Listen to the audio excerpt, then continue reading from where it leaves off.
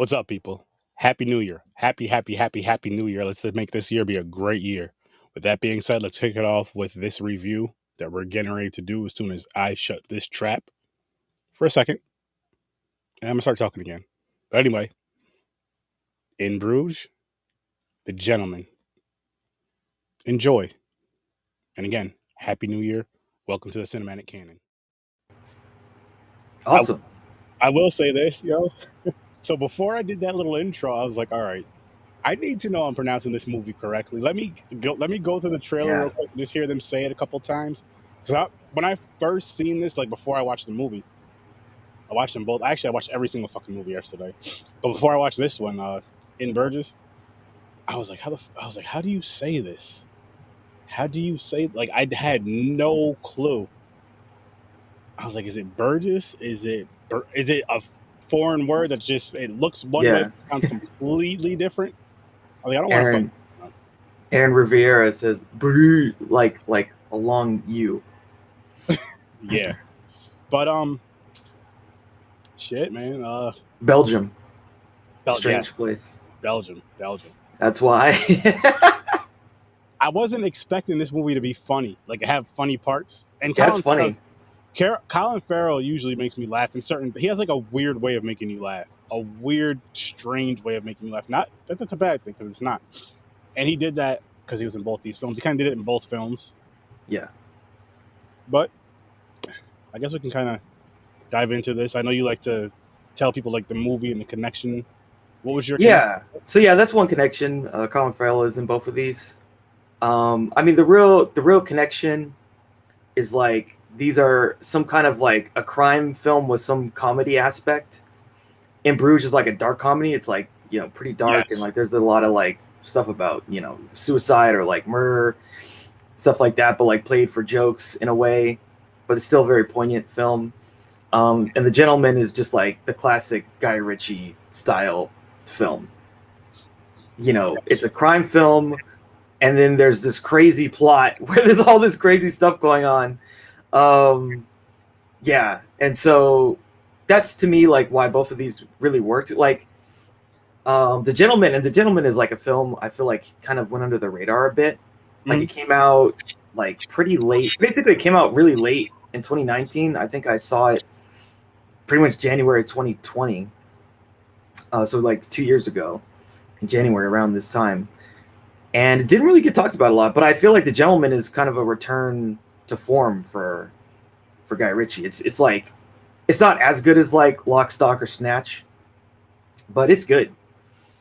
It definitely wasn't a bad movie. Neither one of these were, honestly. Yeah. And in Bruges is written and directed by the playwright Martin McDonagh. I'm pretty sure that's his name. Mm-hmm. And he's done some other really good work that I like. He did this movie Seven Psychopaths, and he did, I mean, probably the movie that gets the most kind of notoriety was 3 Billboards Outside Ebbing, Missouri. And so he's very good at writing dialogue, very good at creating these interesting, flawed but funny characters. And in Bruges is like right on there. So yeah, it was, I guess, shit for in Bruges. Early rating? Yeah, in Bruges for me is an 8. An 8? Okay. Yeah, an 8 for me. I was between a 7 and an 8, so I'll give it a 7.5. I'll give it a 7.5 for In Bruges. Yeah. Yeah, it's a interesting film because again, it's like I don't know, like who comes up with this idea of like, oh, what would happen if there was a couple of, you know, hitmen and then they fuck up and then they got to stay in some random town. Basically, that's exactly what it was. It's like, well, you messed up the job, so you're stuck in Bruges. And you know what's funny about that too? I feel so dumb. Like you're just like, fuck, how did I fuck this up? Yeah. Because they fuck up this assassination. They like shoot a priest, but then they also shoot this other guy who was in confession, and it's like, oh, now you guys gotta hang out and stay low while the heat is on. and then they get into all these weird adventures. Like, Colin Farrell, he meets this chick who's like sells drugs, but is also trying to work in film or something. It's like, what the fuck? It's like, what? And then she's into some scheme where she like robs tourists. So her and the other guy, like, so she'll date a guy and take him home, and then the guy will bust in to where they're sleeping and rob them with a prop gun. And then we find out later that the dude has a prop gun because Colin Farrell takes his gun and he like tries to shoot him in the face, but it's a prop. But he still blinds him with it. That's really funny. It's like, what? It was just ridiculous. It's ridiculous. Yeah, it's totally ridiculous. But not in like, again, not in a bad way. Yeah. Hang on, it wasn't what I was expecting though. Like, I was honestly, because I can't remember if we watched the trailers or not. I don't know if we did for these two or not. I don't think we did, but I don't remember because it's a couple weeks ago. Yeah. And I didn't watch the trailers before I watched the movie, so I didn't know what to expect. I'm like, okay, this is going to be some sort of like a gangster type of film, and witty criminals. So that's where the comedy part comes in. But I was just thinking about it, and then I'm watching like this has some parts that are funny, and some parts that are just like, why? Like, what the hell's going on? Yeah, some parts are crazy, some parts are funny, some parts are like sad. Like, he actually gets kind of serious. Yeah. Oh, quickly too. Like, it's just like jumping around, and it's like, holy shit, that's yeah. It's like ha ha ha. Ooh, I'm depressed. I'm sad now, and now I'm laughing again. Yeah. Mm-hmm. Yeah, it was definitely that, and that's something that I do like about Colin Farrell. Like, when I see him in film or shows or whatever, is like he has that dynamic of serious / gangster-ish, if he wants to be, / funny, all in one role. Like, all in one role, because that's basically what this was. He does it really, really well, and he's one of those actors to where, honestly, I don't think about him unless I see him in something. You know what I mean? Like, he's not one of those, like, I don't go out like, oh shit, Colin Farrell's in this movie, I have to see it type of deal. But I don't think, again, I can't think of anything, or I don't think there's a role. I could be wrong, but I don't think there's a role where he was in. I'm just like, fuck, man, like, I can't watch this bullshit. Yeah. So that's a good thing. He's not. I won't say he's one of the best actors, but he's definitely. He's in the middle. He's in the middle, maybe a little higher than the middle. But he's not like that big name. Like, you go to him like, oh shit, so and so's gonna be in this. I gotta fucking see this. Yeah, he's definitely, because he's well known, but he's like always, because I feel like the movies that were like where he's the lead, where they were like really big films, like the Total Recall remake, like a lot of those just didn't really work out. But these movies like this that are smaller, or they're kind of like offbeat, yeah, where he's in them, like they're good. Like, that's his niche. That's where he's belongs. Or I would say he's not. He may not be a lead actor, but he's not a bad number 2 or down. Yeah. And that's no disrespect. Number 2 or whatever you call, number 2, number 3, type of thing. But he can't be like the number 1 lead. And basically what you just said. I agree with that 1,000,000,000%. Yeah, but he's great, and he's good in this. He's funny.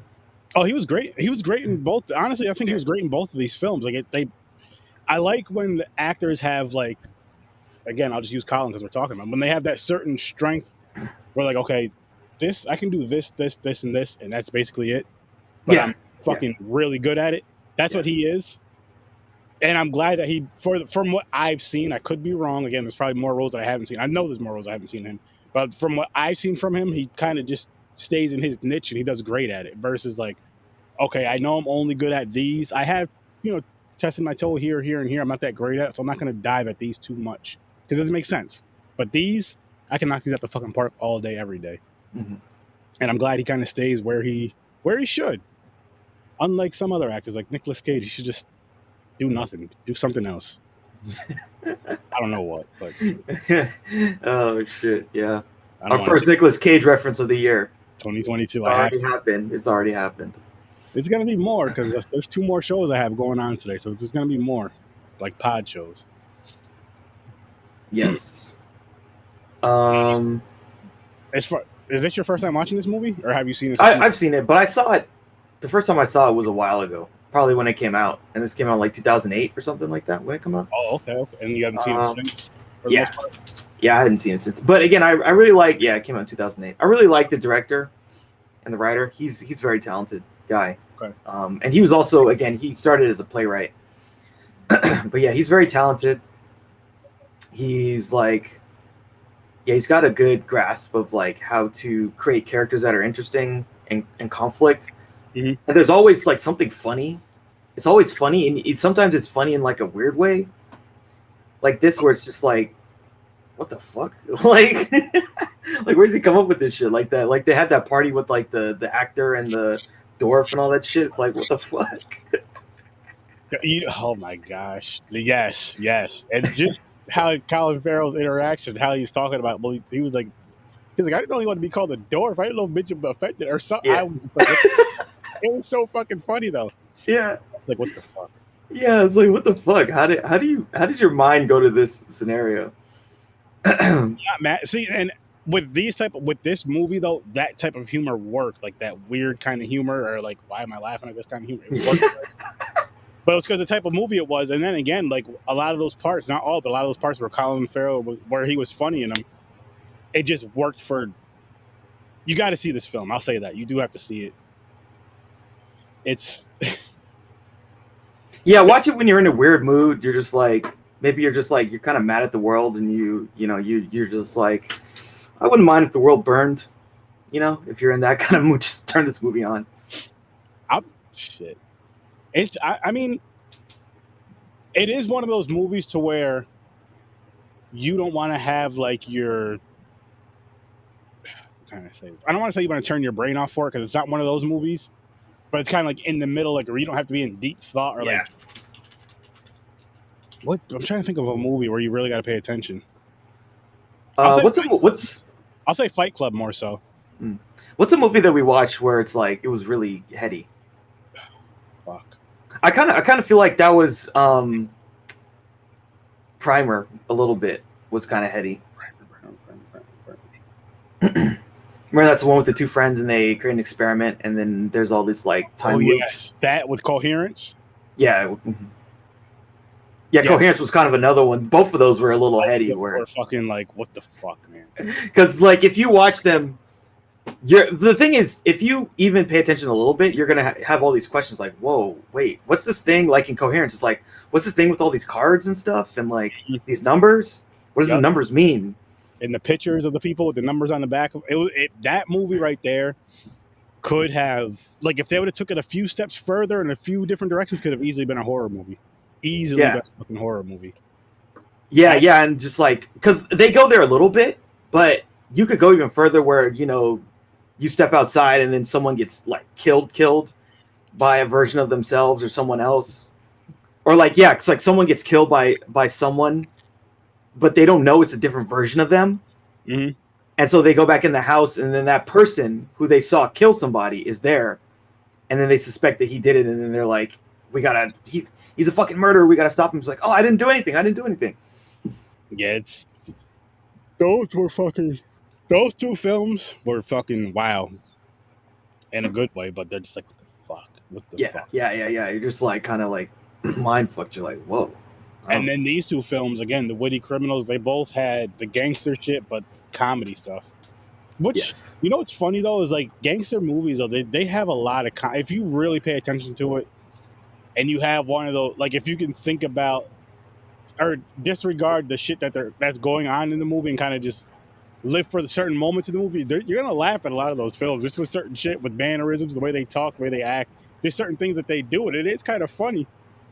When you're seeing shit like that in these films, you're just like, this is, I mean, I know it's like a serious thing, or I know it's like a fucked up thing if they're drug dealers and killing and all this other shit, but the shit in between is fucking hilarious. Yeah. Like, this dude is having me in fucking tears. Like, are these type of people really this fucking funny? I don't want to hang around them. I just want to know if they're that fucking funny. Yeah. Funny. I want to just like have a window where I can see what they do, but not. And they're funny moments, not the extra shit though. And that's what I mean. Again, you got that from this, and it's. Oh, man, it doesn't get the Sir Sturdy stamp of approval. It's not that good. And like with those type of films, I do like them. For me personally, as far as I don't mind some humor in it, but I do like them to be a lot darker and just like fucking wild. Like, what the fuck? Wow. Because I think it kind of gives you more of that which is a bad thing, I guess, in a sense, with that realism to it, to where it makes you. I like those type of movies when it comes to the gangster films or films similar to that, or I'll say crime films, to where it kind of hits you in the feels a little bit for one reason or another. And this film didn't do it as far as that goes. Like there was no point where I really felt bad for anybody, or just because I just watched it as what it was.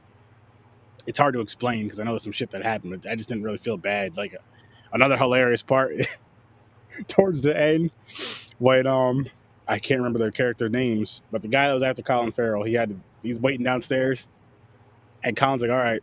He's like, so I'm gonna meet you over at the fuck did he said? At the not at the dock. Because he jumped onto that guy's boat. He's like, and then when I get out there, he's like, then you can start shooting. He's like, Yeah. 3. Yeah, it's like, what? You think he's gonna do that? And then he was like, on the count of 3. The guy was like, okay. And then Kyle was like, oh wait, who's gonna count? And the guy was like, I think it should be you. And the lady that's just sitting there, I believe she was pregnant, right? Yeah, I think so. Yeah. He didn't want to do anything there because I remember at one point he was going to try to shoot the guy, but he was like, I don't, because he accidentally killed the kid earlier. He didn't want to do that again. He didn't want to kill an innocent bystander, especially a child. Mm-hmm. The lady was pregnant. And he counted the 3. He ran out the house and went wherever he said he was going. He went, and the dude went outside and just fucking, I'm just like, that part right there was funny because, again, in the crime type of movie, that's not happening. Yeah, exactly. Yeah, he's killing you through a pregnant woman. He doesn't give a shit. But in this crazy ass world, that's how these people act, and it's like it's really funny and crazy. Which I respected. I was like, okay, I yeah, respect that. You don't want to get innocent involved, but but then again, I say that. But then when he was chasing him right through the city, and just shooting. Yeah, he's just shooting. And there's bystanders then. So it only mattered when that one kid was, but the pregnant lady was there. But everybody else, they get shot at. Yeah, that's hella funny. Yeah, it's a ridiculous movie. It really is. It really is. It is worth a watch. It's definitely worth a watch. I will say that. I don't know if I'd watch it again or not. It's one of those things like maybe if it came up for podcast wise, or if I was chilling with somebody that wanted to watch it, has never seen it, I would sit and watch it again. But other than that, it's not something I'd actually go to. It was good, but it wasn't good enough for me to go back to like that for me. What about for you? Yeah, I mean, I like the director. I like his material. I feel like that's when I would watch this again, is like if I'm going through a lot of his stuff. Because I think a lot of his films are, again, they're very like this. They're very funny, but in a dark way. It tackles some like serious kind of material. Yeah. And yeah, I just really like his stuff. I think it's cool. And again, that's why we're watching this on this channel. Yeah. Like, well, these, like I know you picked certain films that you may have enjoyed, but I mean, I'm sure there's some on here that you might watch it. You're like, okay, I want to see what these guys think about it. 1, and then 2, it's like, I like it, but I don't like it enough to, even if not, I won't even say watch again, but watch again. But those movies that you can watch like anytime, just about. Yeah, I mean, there's definitely films for me where I just like, it's my go-to. Oh, I'm bored, I'm gonna watch X. Got it. So did this fall on that level for you? No, I haven't watched it since basically the first time I saw it. That's true. 2008. But I do like it, and it sticks in my mind. Like, it's stuck in my mind to like, it's just a unique kind of film, I think. That's what I like about it, Yeah. The style, the feel, the dark comedy feel to it. And I thought that this would be a good pairing, basically. It was a great freaking pairing. It was a great freaking pairing, and they both had their funny fucking moments in it. Yeah, and just craziness. What the fuck is going on? And also just the absurdity. You know, the absurdity. I honestly, I feel like Colin Farrell did better in The Gentlemen than he did in this movie, but he wasn't like. Again, but he was like what, third role? You know what I mean, like third. Yeah, in The Gentlemen, honestly, like fourth. He's like fourth or fifth, really. He's very small in The Gentlemen, really. But he stood out. Like you know what I mean? He stood out a lot in The Gentlemen. Yeah. I actually like that one a little bit more than this one. The Gentleman is really fun. It is. And fucking Matthew McConaughey. Yeah, the Gentleman is like, I can't wait to talk about because the plot is like fucking all over the place. It's really smart what he did with the plot. I liked it a lot. I wonder. Oh man. No, Yeah. No, go ahead. What were you gonna say? Yeah, and it's a Guy Ritchie film, and he wrote it with some other people. But it's like, and again, it's like got that Guy Ritchie feel to it because, like, in a lot of these movies, like the things swerve in and out in terms of the plot, and you just like kind of like not knowing what's gonna happen next. But then like you think, oh, this is gonna happen next, but then something weird and funny happens, that you're not expecting, and then you're just like, what? That happens, that reminds me of like there's this great scene in Snatch where there was this guy. I think they do a robbery or something like that. Something happens where there's a getaway car, and the guy in the getaway car is this gigantic black dude who's like really nice, but he's like hella big. But they have this tiny ass car, and the getaway driver is this giant ass black dude, and he gets in the car and he's trying to close the door. He can't close the door, and the guys are like, "What the fuck, bro? Like, are we like why did they give you this car if you can't even fit in the fucking car?" Oh my god! It's just like shit like that. It's like totally Guy Ritchie. And in The Gentleman, there's a bunch of stuff like that happens where you're just like, oh my god, it's really fun. Yeah. Which hang on 1 second. Put myself over this over there.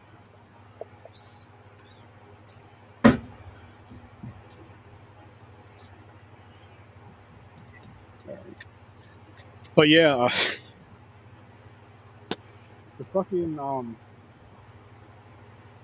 was the part? We mentioned the midget thing. There was another. Didn't the midget get shot at the end of the movie? I don't remember. I say that wasn't it. Yeah, that was a little person. It wasn't a kid. When Colin Farrell fell on him. Yeah. So yeah, I'm pretty sure he was dead.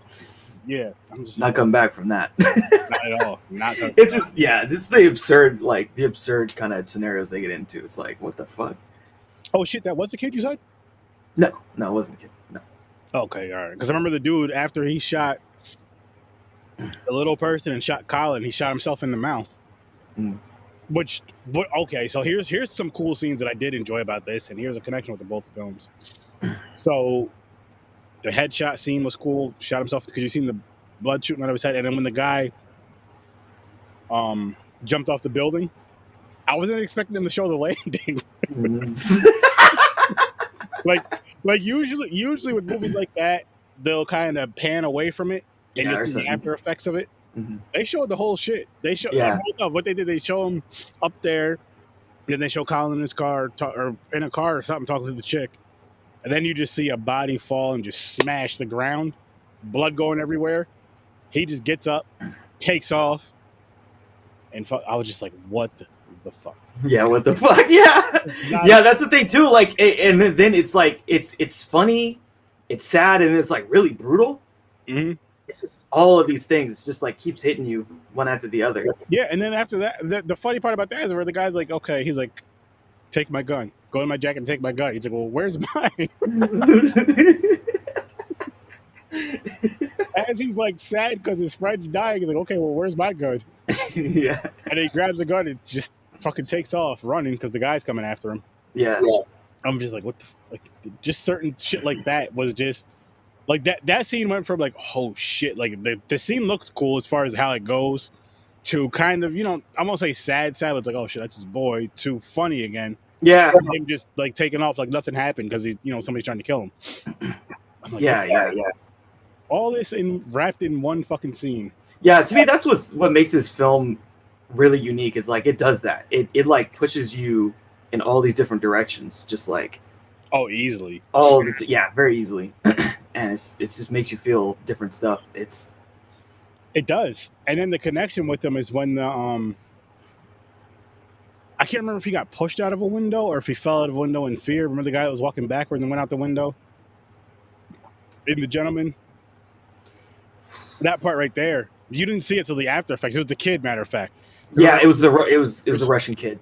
Yeah, everybody's over there taking pictures and selfies, which is just a fucked up weird thing to do. But it's so realistic that I'll say it like this: if a famous person died in the public, like out on the street, people would do that shit. Why? I have no fucking clue. Well, we already know, like, that happened with Kobe.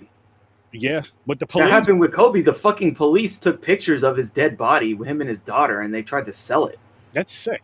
Like that's fucking sick. That should be automatic prison. Like, you don't do that shit. Yeah. That's fucked up. That's fucked up. Like, well, they passed the law, I think, making it illegal. That to me, that should just be like you just don't. That should just be common courtesy, common sense. We live in a society where certain laws shouldn't have to be made into play because it should be just like human compassion. Like, what if that's somebody you cared about that just died in a horrific way, and people over there snapping pictures and posting it and all? Oh, me sell it? No, motherfucker. They're trying to sell it. Yeah. If you have to take pictures because it's your job to, as far as like with police work and all that other shit, take the pictures, bring it to what you got to do with it, and then that's it. After that, they should be destroyed. After everything is 100% done, they should be destroyed. There should be no leaks of these pictures. There should be nothing. None of that shit. But people. But that's that human morbid curiosity. It's a weird thing, isn't it? Yeah, there was this Reddit. I forget. It was called "Watch People Die." That's so fucking weird. It's called "Watch People Die." I don't know if it's still around, but that was a thing for a long time. Watch people die, and it's just shit like that. There's some fucked up people out there. There's some fucked up, like people have that inkling for really weird shit, and they congregate in certain places. It's fucking. It's sad. It's sick. Yeah. I'm gonna pull the wheel up, but while I do that, you have final ratings for the first film? Yeah, I'm giving it an 8. An 8? It at 8. Yeah, I'm gonna stick with my 7.5. Again, not a bad film. Something I wouldn't necessarily run to, but I had a good time with it. I can definitely say that. Let's see what is next now. This double feature. So is the wheel complete? Almost. Okay. But I'm off this whole week. I'll be catching up with this and wheels for the other shows and some other stuff. This is a big fucking wheel. It is. It definitely is. What is this? Buried. Okay. Interesting. So these are two like guy by himself in a place movies. Let's see.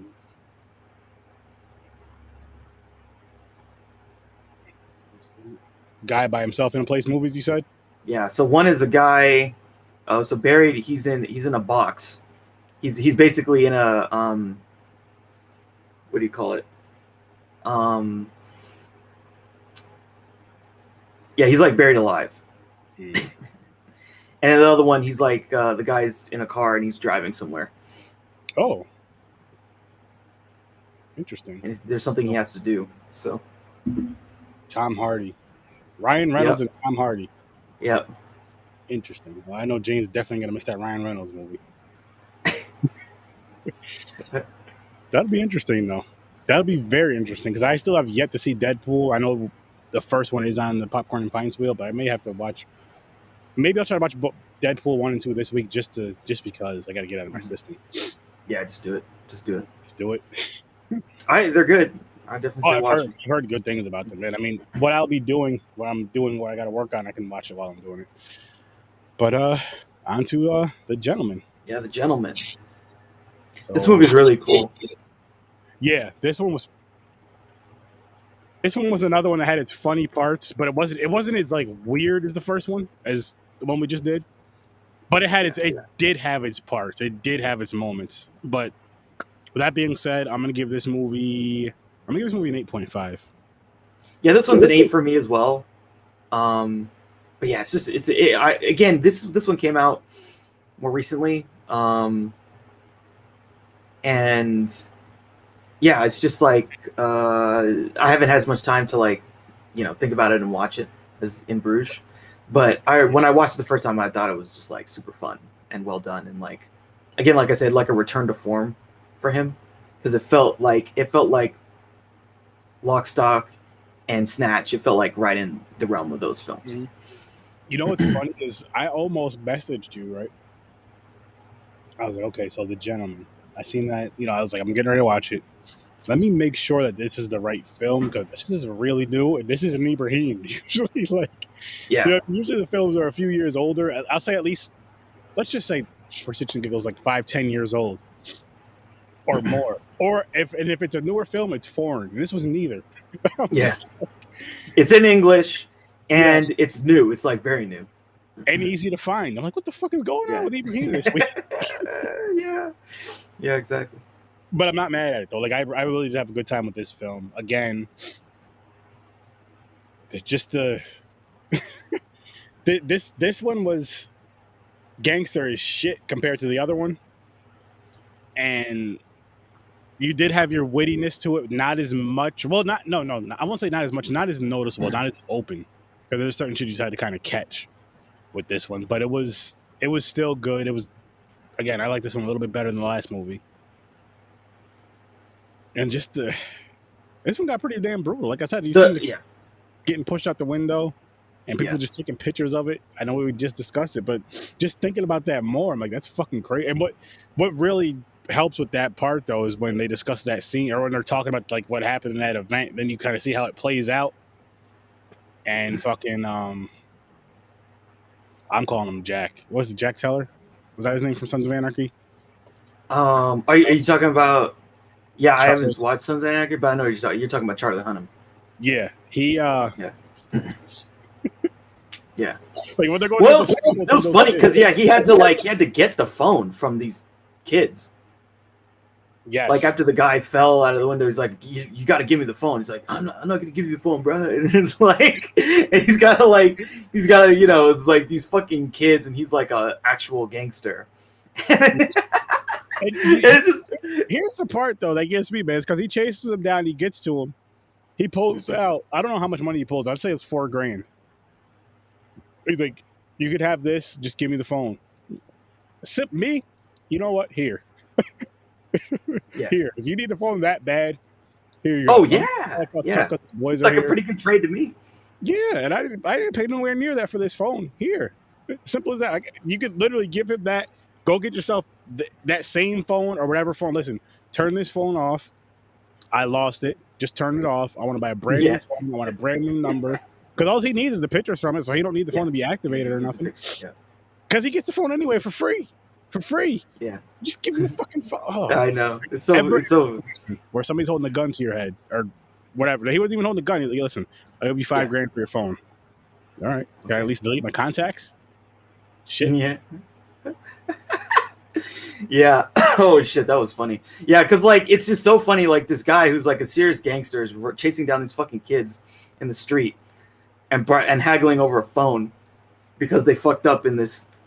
I mean, and that becomes like a super, like you don't think about it, but that becomes super important in the plot of this movie. Oh yeah, this whole scenario, which is crazy. That's like, yeah, I like that. I like that. Was like, it seemed when the one guy comes in and he's like, how he's recording them and all that shit. Once he comes in there and does his little thing, I'm like, okay, this seems a little bit too easy. He has all this information. There's like nothing behind that, or like nothing to. There's like no consequences for it. But then you see, as you were saying, how it becomes important that Matthew McConaughey's squad, which, everybody who was on that, they had people watching that. Like the guy that was watching them, they had people watching him and watching everything going on. So I'm just like, fuck. Yeah, the whole thing was really, because like the whole movie is like basically. So Hugh Grant, who's some investigator, like he comes to Charlie Hunnam's house. He's like, "Oh yeah, I'm gonna sell you this." Well, he's already there. He's already at Charlie Hunnam's house. Yeah. Like, "Oh, I'm gonna sell you this this screenplay." It's like, what? That's like he's selling him a movie script or some shit, and then he's like, "Well, let me tell you how basically saying I know all of the intricacies of your criminal, your criminal enterprise." And was he say like 20 million euro or something like that? 20 million pounds? It's like 3,000 or 30,000, then jumps up to 20 million. Yeah. Because which call was like, that's a big jump from 3,000 to 20 million or 30,000 million within 3 minutes or something, or 30 seconds. Yeah. But he's like, oh, but let me tell you why that's important. Yes. But then he tells him this story in a way. So that's like how the whole film takes place, is like he's telling Charlie Hunnam about what he knows happened. And even though there are some things that he embellishes or some things he doesn't totally know, there's a bunch of stuff where it's like, hey, I know what happened, and that's why we're getting the story of the film. And like basically the story is so what's his name? Matthew McConaughey owns a weed, like, I love this idea. So he owns a weed like empire in the UK. And the way that he sells his weed is like, so there's a bunch of what are they called? Like base, it's not mansions, but they're like royal estates or something like that. I forget exactly what it was. But they're basically like super rich people that would never get fucked with. He rents their houses to then grow weed on their property. And so that's where he has his empire, but he's gonna kind of get out and sell. And so he's pretty much trying to sell to this other guy, this like Jewish guy or whatever, from this Israeli guy. And okay, they're gonna do the deal. He's gonna do the deal for like 400 million. So he's gonna sell to him for 400 million. But then when he's gonna sell, the guy was like, okay, I'm gonna fuck him over and make his shit less valuable, and basically send in people to fuck up his business, so that I can get it at a lower price. And then but then it's like even crazier, because then like more shit gets sucked into this. Like then there's a Colin Farrell character, and he's like kind of looking after these kind of almost like street punk kids. And one of them was, I forget exactly what, I think he was like a rapper or something. He was a rapper. And so, but he's like trains them to box and shit so they can fight. I forget exactly how, but like hello Facebook user, Happy New Year. How's it going? Happy New Year.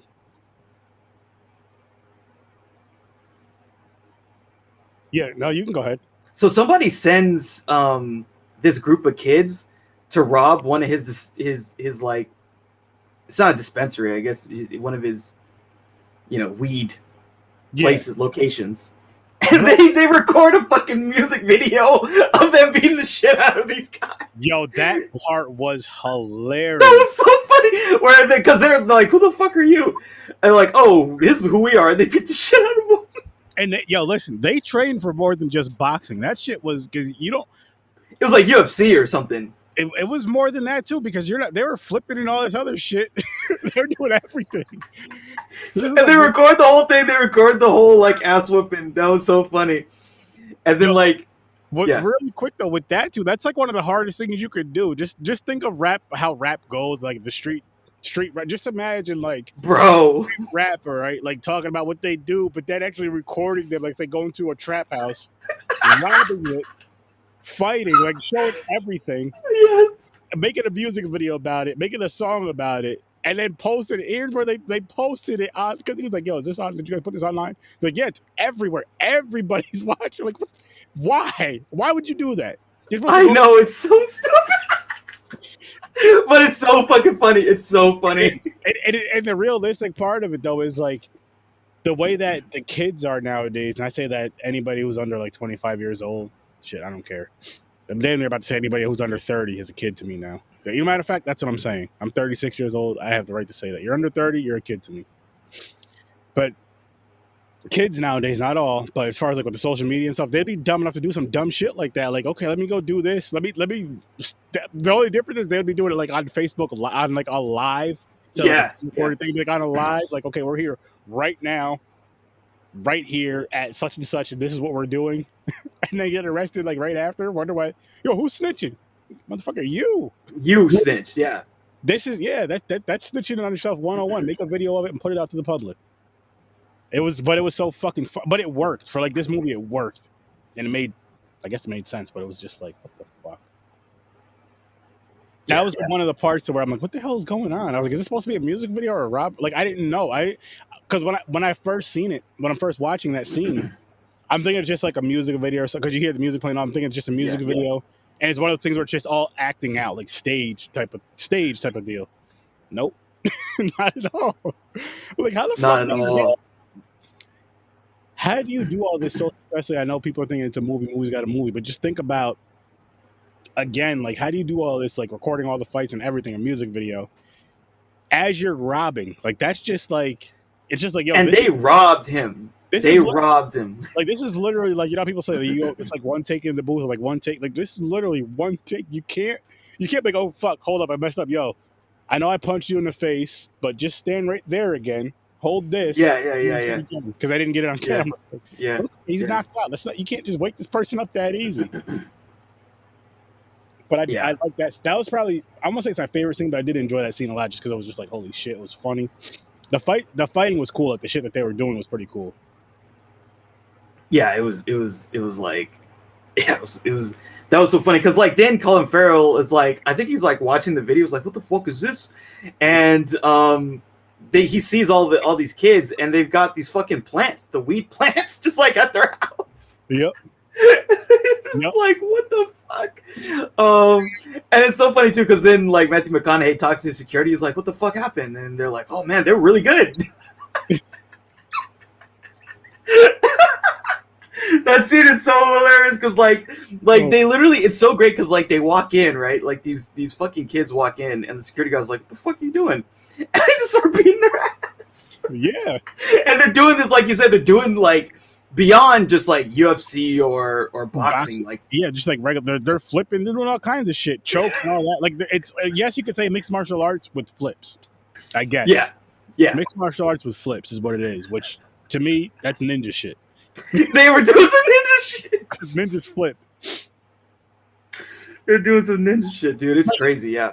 You know how exhausting that would be, though? Just imagine, like, all right, I'll just use the Z Network crew. We're going to rob, and I say this in quotes, we're going to rob another podcast with our equipment, but in the meantime, we're singing and dancing and making a music. You know how tired I would be after all that shit? I'd just leave. Yeah. Fuck. Yeah, I'm exactly. tired to carry this shit out. I'm way too tired to carry this shit. Like, you need to bring extra people. But yo, while we're fighting, you guys need to just start taking this shit, because I'm gonna be tired. I don't know if I'm gonna I'm gonna do, you load up the car, I'm gonna do a backflip onto this dude. Kick him in the face.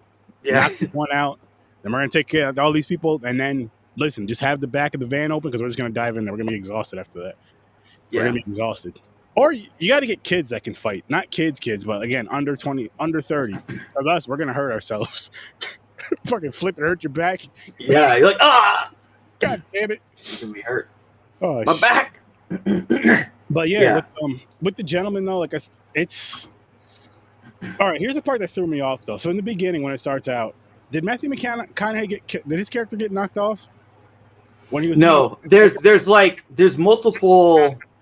I don't know how you would put it, but like kind of a false reveal. It sets you up. So like Charlie Hunnam saved him. So the Russians sent an assassin to kill him when he was at the bar. Like at the beginning of the movie, you see him, he's at the bar and he's talking about like, oh, you know, what was he talking about? I forget. It's like I'm not sure. I just remember he was eating breakfast or something. But he was talking about something like it's like something like the beast in the wild or some shit like that. I forget. Yeah, I forgot what he said exactly. I have to find the quote. Yeah, he's just there chilling, and then someone was gonna kill him, but then Charlie Hunnam like saved him. Charlie Hunnam killed that guy, the Russian assassin, before he kills Matthew McConaughey. Okay. So because you see how the movie starts, right? And I'm like, okay, so this movie's gonna be a whole flashback. I'm like, there's no way in hell that you're gonna kill Matthew McConaughey off within the first 5 minutes, and there's no like something leading up to it. And then when everything happens and the movie ends, which I know we're jumping around, but when the movie ends, I'm like, what the fuck? So when does he get killed? That's what threw me off. But okay, that makes a lot more sense now. Yeah. So later on we see that like he doesn't get killed. But that's like another thing that's like really effective is like nobody thinks about it. It's like, oh yeah, they killed that Russian guy. Okay. and you just move on. But again, later that becomes like super important. Mm. Yeah, because the other part of the plot is like the what's the dude's name? Henry Golding. Yeah, the Henry Golding character is like, he's like this young upstart gangster, and we see him like, you know, doing some gangster shit. Like they open up this basically they're doing like human trafficking and shit. Mm-hmm. And he's about to come in, and he tries to buy out what's his name? He tries to buy Matthew McConaughey out for like, you know, some low ball ass number. Yeah. He lowballs him like really bad. I remember the guy now. The skinny dude, right? Real skinny, glasses. Asian dude. The Asian dude. This is the Asian dude. No, okay, the two Asian. Okay, I know what you're talking about. So there's two Asian dudes. So then there's the Henry Golding, the younger guy. He kills the older guy, and then pisses on him. Like literally has his guy kill the older guy, and then pisses on him when he's dead. That's disrespectful. Yeah. He said, "I'm gonna piss on your grave," and his friend shoots him, and then he fucking pisses on him like right then and there. Didn't even wait for him to get buried. No, he didn't. He just pissed on him right then. And so they're trying to strong arm. They're trying to strong arm Matthew McConaughey basically, and then they have this meeting at a pub, and the meeting doesn't go well. But like it's kind of fun because like so. It goes one way, so like the dude tells it one way, like, oh yeah, so he gets really mad and he shoots him in the nuts, and then he like fucking kills him, and he's like, and then Charlie Hunnam's like, that didn't happen. He's like, yeah, I embellished a little bit, but you get the point, right? Like it didn't go well, and then you know, and the way it actually went was like, Matthew McConaughey tells him this story. He's like, oh yeah, you know, there was a young dragon that came after a lion and tried to take his pride, but then the lion said, fuck off. I think that's literally what he said, something like that. Oh shit! Yeah, that was interesting. But then we find out. So like the guy that he's trying to sell to, the guy that Matthew McConaughey is trying to sell to, the Israeli guy, is working with the young Asian guy to fuck over Matthew McConaughey. Mm-hmm. And that's like one of the things that what's his name knows, the guy, the screenwriter guy.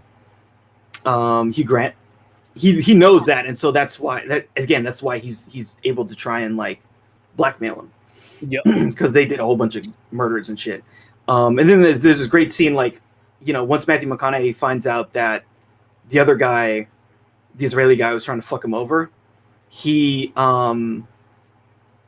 meets up with him, and he's like, he like shows the Asian dude's Henry Golding's dead body. He's like, oh yeah, there's this guy. And he's like, I don't know this guy. Oh, you don't? Oh, okay. Let me just keep going here. Mm-hmm. He's like, and then he like shows him the proof, like, because there is a video of them talking and saying like, oh yeah, fuck over yep. Matthew McConaughey at a football match. And then he's like, oh, so you did that. And he's like, I'm not even mad about the money, but what I am mad about is that you fuck with my wife. Because when the Asian dude, they came to his wife's business, which is some body shop run by women, and fucking tried to rape her, and he walks in on the dude about to rape his wife and shoots him in the head. And he's like, for that, you're not only are you gonna pay me what you owe me, which is $400 million, but you're also going to take this knife and rip out a pound of your flesh, or this other guy is gonna do it for you. and you have to do it in this fucking freezer, which is like negative 40 degrees. So you either freeze to death, or you give me the money and you take out a pound of flesh. Hey man, you can't. That's some real gangster shit. You can't fuck with people's family. You gotta leave them I'm just saying. Like I know there's those rules and those codes and all this other nonsense, but I'm like, you fuck with someone's wife and kids, or if they have kids, that's it. That's it. Yeah. And you know what's crazy? He came in at the right fucking time, because I remember the wife had that little golden gun. Shout out to Goldeneye. And she shot two people in the head. Here's where people in the head. She said she had two. I remember this was the important part, is where she was like, I have 2 bullets in this gun. Had she not, because she says it, then she kills 2 other people. The person she's at 2 that knows she has 2 in there, she didn't shoot him. She just kept warning him until somebody else came in and pulled out a gun or whatever. Yeah. And she shot him. Or no. Wasn't there two guys in? Was there two guys in there? There was. I think you're right. There was one guy. It was him and another guy. They walk in and they basically threaten her. Okay, she says it to them, and then she shoots one of those guys because he's about to pull his gun out. Another guy comes in, she kills him, and the other guy's, well, you said you only had 2 bullets, so. Yep, and then he fucking tries to rape her. Yeah. Yep. Yeah. So she should have just like. She should have killed one of them and then just like waited. When the 2 came back in, yeah, just like because then she could kill either one of them. I would say, she could. Yeah, you're right. She could have killed the guy she killed first. And then the other guy that came rushing in or whatever, she could have killed him, and the guy wouldn't have known. The one guy, the original guy, wouldn't have known she had another bullet in there or not. And you give it a couple more minutes of a standoff and blah blah blah, and then her husband comes in. Yeah, exactly. But again, you don't know. I mean, you don't know how it's gonna play out. Of course. Yeah. I was just like, what the fuck? I was like, he made it there just in time. Just in time, yeah. Like literally just in time, as he was about to fucking. We don't have to go there verbally and say what he was about to do, but when he was about to harm this woman, I'm just like, yeah, he just got there. I'm just like, yep, that's pretty much what a husband will do. Yeah. And especially, like, with that goes, like, in the act of seeing someone you care about getting harmed in that way, or any type of way, and it's like, okay, well, I gotta handle this, like, right now. There's no ifs, ands, or buts, or wait. He's like, I gotta handle this right now. Yeah. And that's what he did. Killed him. Boom, boom. Yep. You get blasted, motherfucker. Blasted. Yeah. I forget what he said. He said something about the jungle. Yeah, there's only one jungle in the jungle. When the lion's hungry, he eats. Yeah. He has a little bunch of these crazy quotes. At the beginning, he says, if you wish to be the king of the jungle, it's not enough to act like a king. You must be the king.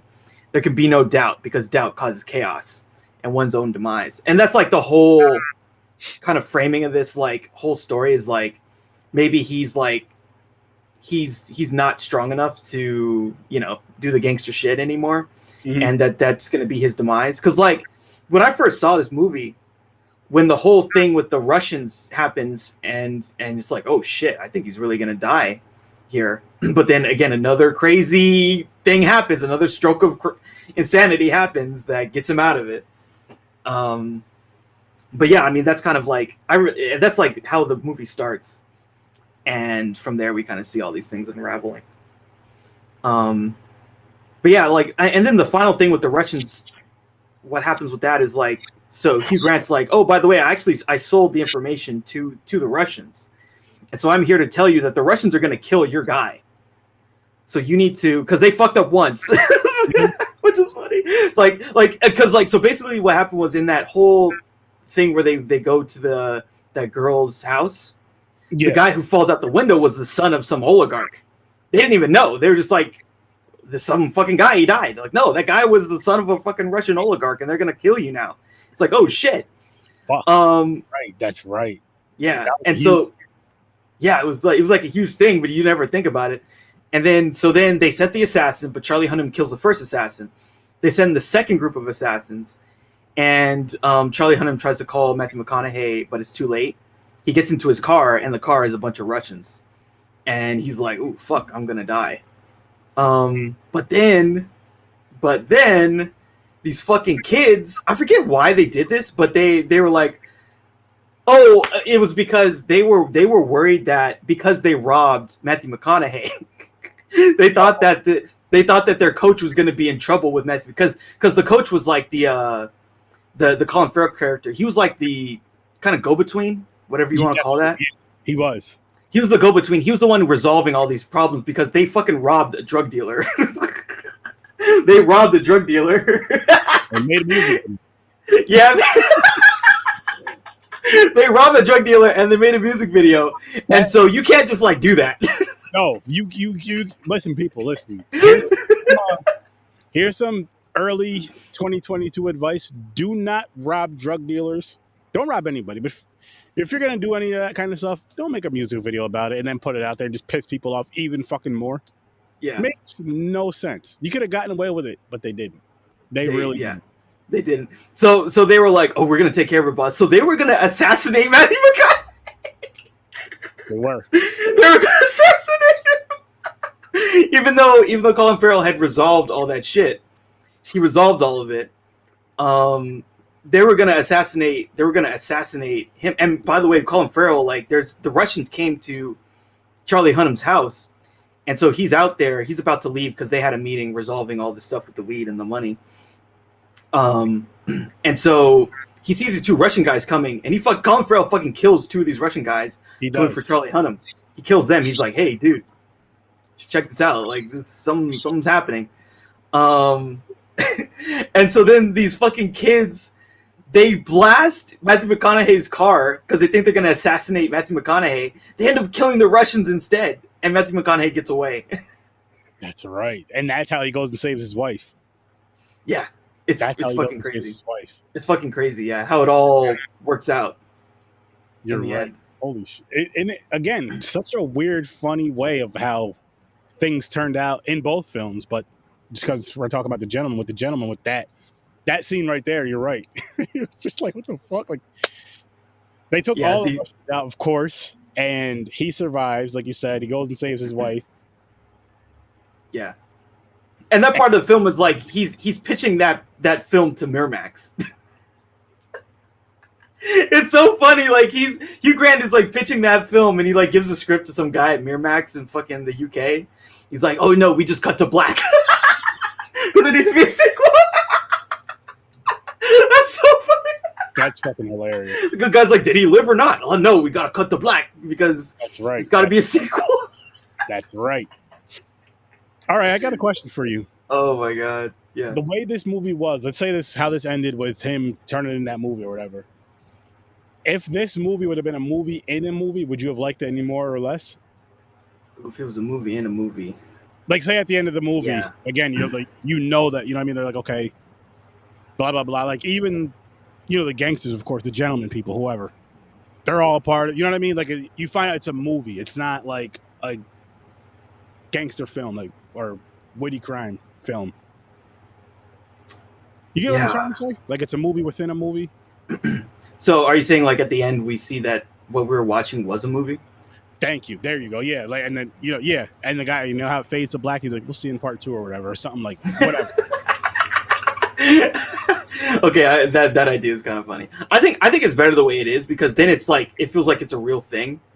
But it's just like there's this kind of wacky framing device for how the story is being unfolded to us, which is what I like about it, because we're being told the story, and so some of it is embellished or some of it is maybe not totally true, but that gives it like the creative license to like kind of do whatever. But it feels like the characters are real. You know what I'm saying? Yeah. Like, the characters were like, the Matthew McConaughey character really did all this shit. He really sold the weed. He really like told that guy, the Israeli guy, like, "Hey, you fucked me over, so now you're gonna carve out a pound of flesh." And he really crawled out of that, and he really shot the other dude in the head. You know, all that stuff really happened, and so I like that better than it being like, "Oh, well, it was just a movie." You know, yeah, it's almost like, that's all I wanted to know. I'm with you there. I like it better being a movie, or how it is, than being a movie within a movie for this film. I'm not saying it couldn't work. I'm not saying it couldn't work for other films, but for this, and I'm glad I watched both of them. Again, I did like The Gentleman a little bit better, though. It just, I think because it was, yes, it had the funniness of it and everything, but it was just a little more, it was definitely more violent. I think that's what it was for me with that. It was definitely more violent. I feel like the story was a little bit better. It kind of, because it's like, okay, yeah, I see why you're going after them, because they fucking literally robbed you and made a music video of it. Like, I'd be mad too. Like, shit. And the thing too is like, that not only did that fuck up his shit because they stole his shit, but that fucked up the value of his business. You know, it cost him like, because then the guy comes at him, and he's like, "Oh yeah, I'll give you $100 million." You know, blah blah blah, and it's like, so that cost him $300 million because he got robbed by these dudes. You know what else I wanted to say about that, as far as like the whole weed thing, because of Matthew McConaughey's character, he's basically saying, like, within the next X amount of years, yes, I'm asking for $400 million now, but in the next X amount of years, especially with the weed industry and being legalized and all this other stuff, this, that, and the third, to be worth a fuck ton more. And look, like, he's not lying. Like, in the movie, now, did the movie take place in 2018, 2019, or whatever, 2020-ish? Yeah, it did. Yeah, but keep in mind, this is the UK. This is not America. This is not California or anything. This is the UK, where their laws are different. I don't know what they are, but they even talk about. They say, like, because like the other guy says, oh yeah, well they're gonna legalize it pretty soon. Isn't that gonna hurt your business? He's like, no, because you're gonna be ahead of the curve and you're gonna have all this infrastructure. You're gonna be ahead of the curve. You already know how to grow the plants. You already have a team to grow the plants, and most importantly, you have the finances to start with. Okay, look, so I'm going to start a dispensary. I'm going to have, and instead of buying it out, so I'm going to buy it right from my, get it right from myself. So there's no fee for me getting from here to here. Yes, I have to pay for it to be grown, this, that, and third, but there's no fee as far as me buying this to this. So that way I can even, like with that, and I'm no expert, but with that, let's say if you have that, you own the weed farm and you own the dispensary, I can charge a little bit less than all these dispensaries right here because they mark up the prices, of course. They have to buy the weed from you. I'm just this is my own weed. Yeah. And they fucked all that up. So he has a right to be fucking furious. Yeah. Human. I was just thinking about it. They really fucked all that up. Yeah, these fucking kids, yeah. But that's the funniest part. Like it's just so it really is just the way that it happened. I think that's the funny, like you said, that's the funniest part. It's probably the funny of this movie is them doing all that crazy shit and just. I'm not gonna lie, that was probably one of my favorite parts of the movie was the music video scene. It was just because of how it was, the fighting and how funny it was. And then the follow-up of when Colin Farrell was watching the video, like, what the fuck? Like, it's like, you guys did a music video? And then he's like, I hope you guys didn't put this out. And they're like, oh, yeah, we did. It's all over the place. Like, it's viral. Yeah, it's viral. He's like, take this shit down now. Like, right now, taking it down is just a little bit too late. Yeah. The damage is fucking done. Yeah. The damage is done.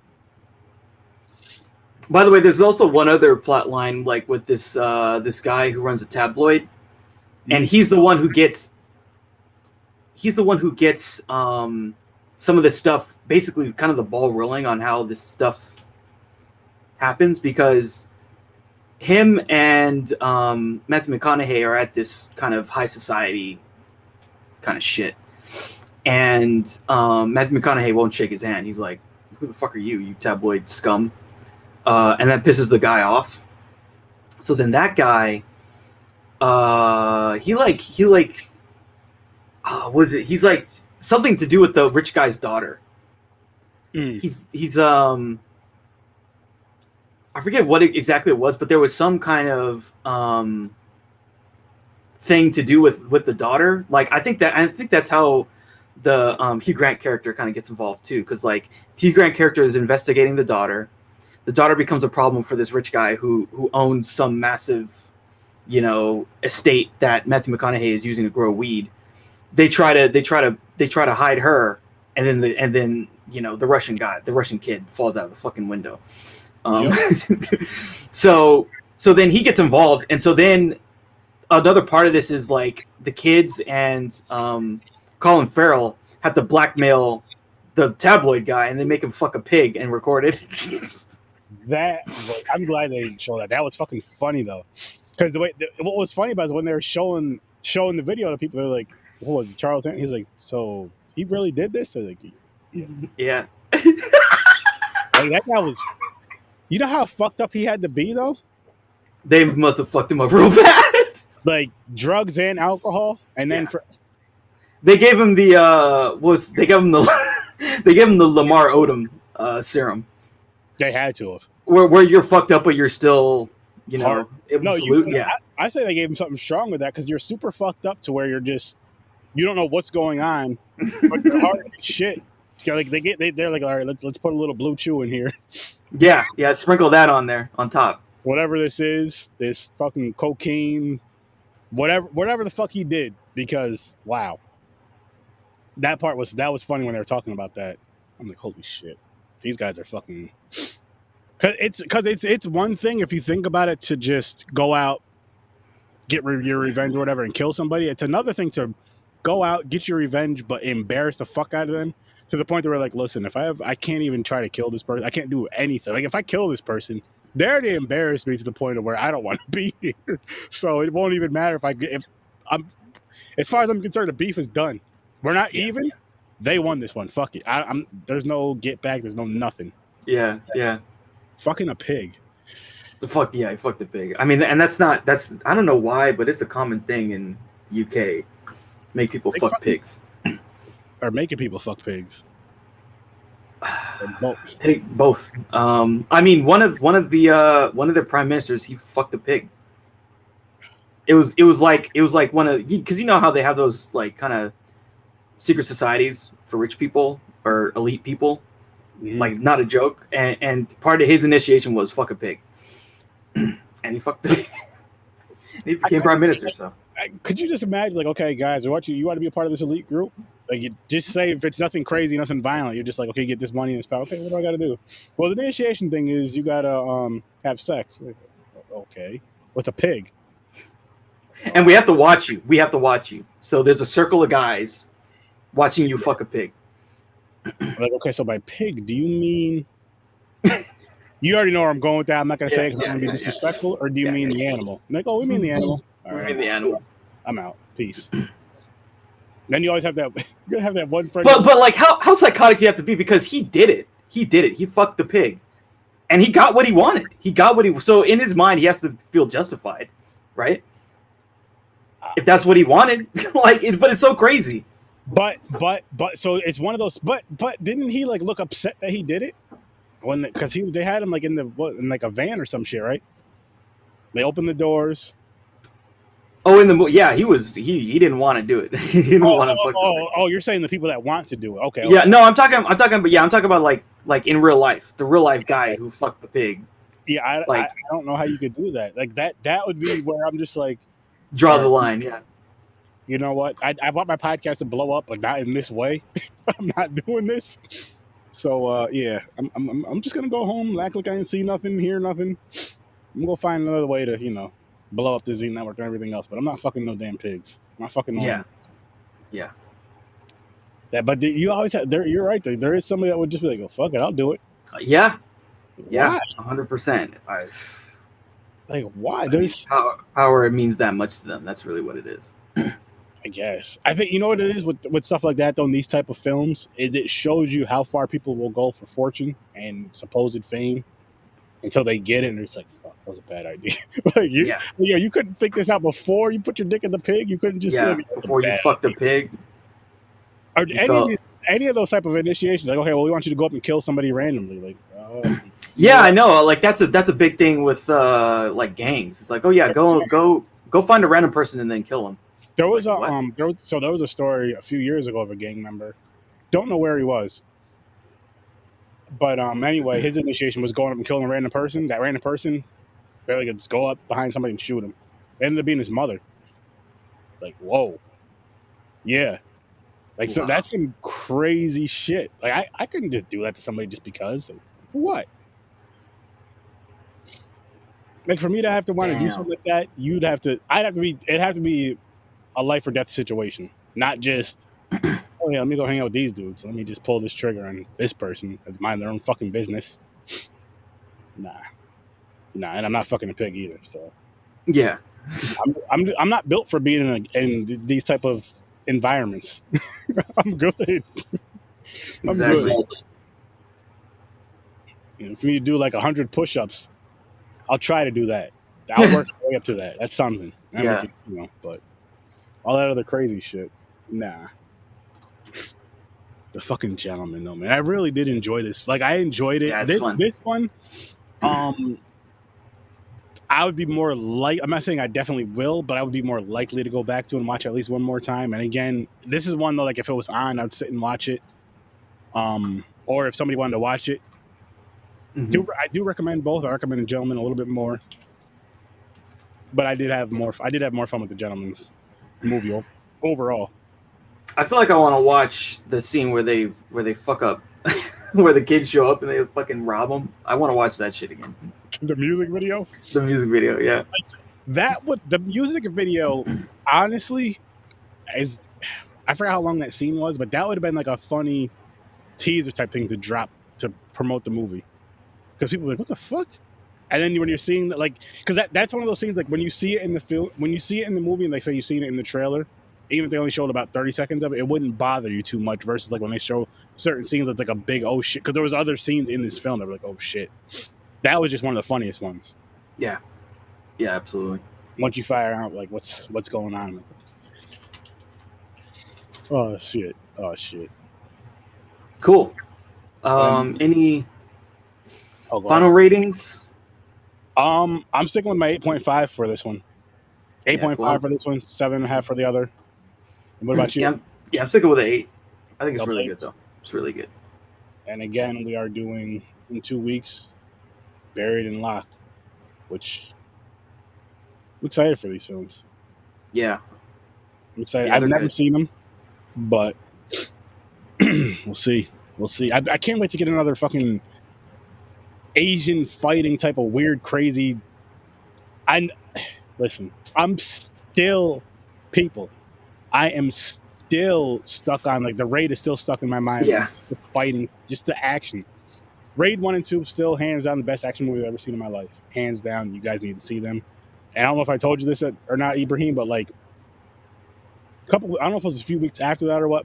I'll just say recently ish. I was searching for that shit. That's on Amazon Prime. I want that. Like I was like, should I get, you can get the Raid 1 and 2 on one Blu-ray, or you can get the Raid, I don't know if it was 1 or 2 unrated. And I'm like, shit.